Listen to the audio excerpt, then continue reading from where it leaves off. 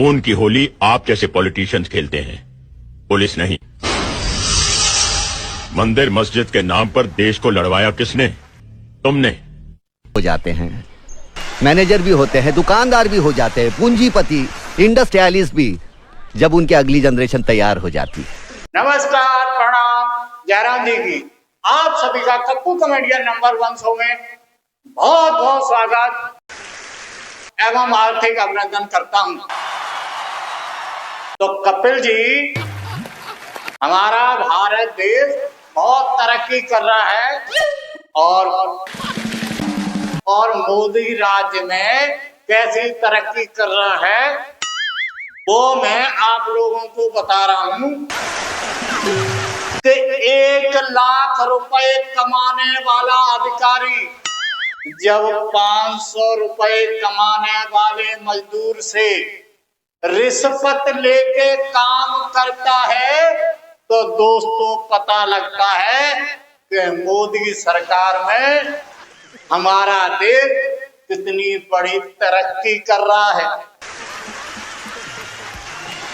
कपिल जी, अगर राजनीति और कूटनीति में अंतर सीखना है तो हमारे प्रधानमंत्री मोदी जी से सीखो।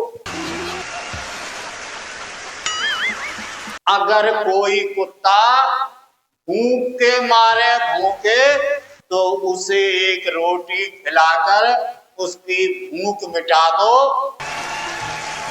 फिर उसे 2-4 दिन रोटी देकर उसे पालतू बना लो।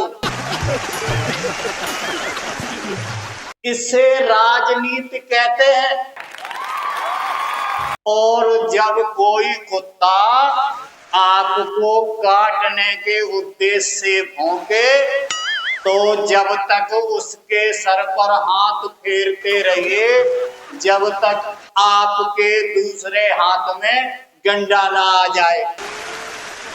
इसे कूटनीति कहते हैं। ऐसे ही मोदी 2014 से जनता के साथ कभी लाडली योजना, कभी जनधन योजना, कभी शौचालय और कभी मुद्रा लोन, तो भैया 10-11 साल से इन्हीं योजनाओं में उलझाए पड़े हैं। और जब 11 साल हो गए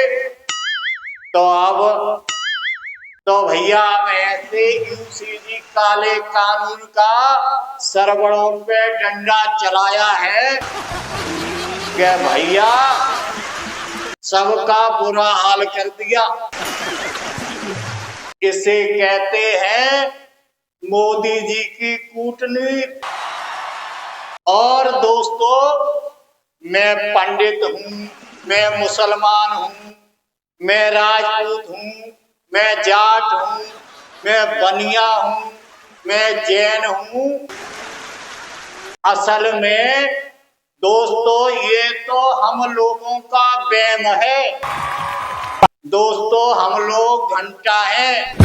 तो दोस्तों, आज तक नेता यही बेवकूफ बना के हमसे वोट लेते रहे और ऐसे ही अगर एकता नहीं हुई तो ऐसे ही ये लोग हमें बेवकूफ बना के वोट लेते रहेंगे। इसलिए जागो भैया जागो और एकता का परिचय दो, नहीं तो ऐसे ही मोदी आते रहेंगे और भैया जनरल और ब्राह्मणों पर ऐसे ही काले कानून बनाते रहेंगे। और मोदी जैसे नेता आकर हर बार हमारा घंटा बजा के जाते रहेंगे। और कपिल जी, पहले एक समय हुआ करता था जब डाकू अमीरों का पैसा लूटकर गरीबों में बांटते थे। बढ़िया यार।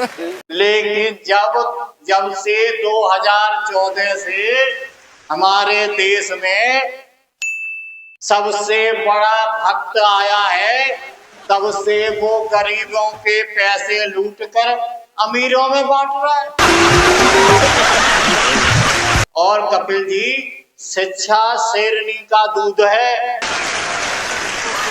लेकिन आरक्षण कुतिया का दूध है, जो 33% वाले 90% वालों पर भौंकते हैं।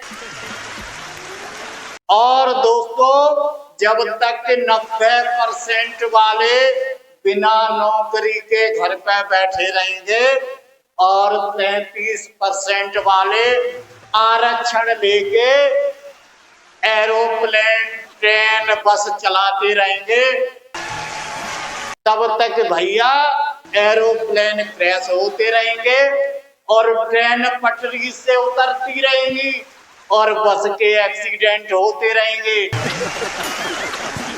इसलिए मेरा मोदी जी से अनुरोध है कि भैया, जो भी नौकरी, जिसे भी नौकरी दो, योग्यता के अनुसार दो, जिससे हमारा देश सुरक्षित बना रहे और हमारे देश की तरक्की होती रहे, फिर दोबारा से सोने की चिड़िया बन जाए।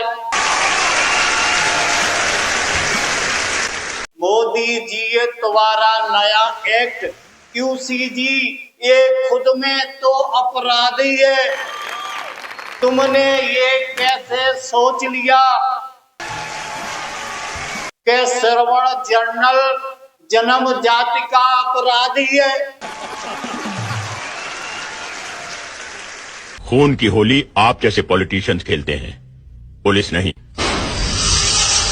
मंदिर मस्जिद के नाम पर देश को लड़वाया किसने? तुमने। बिहार में यादवों को ब्राह्मण से, यूपी में ठाकुरों को दलित से और गुजरात में हिंदू को मुसलमान से लड़वाया किसने? तुमने। चंद वोटों की खातिर भाई से भाई को लड़वाकर उनकी लाशों पर सत्ता की रोटी सेकना आप जैसे नेताओं का काम है, पुलिस का नहीं। बड़ी अजीब चीज है ये सियासतदान, ये पॉलिटिशियन। खुद से चला नहीं जाता, देश को चला रहे। अरे रिटायर्ड हो जाओ भाई, सभी हो जाते हैं।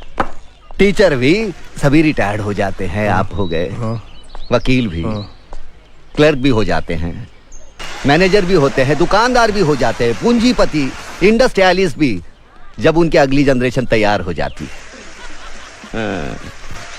सिर्फ पॉलिटिशियंस रिटायर्ड नहीं होते जब तक वो मरते नहीं या मार नहीं दिए जाते। घबरा है भाई।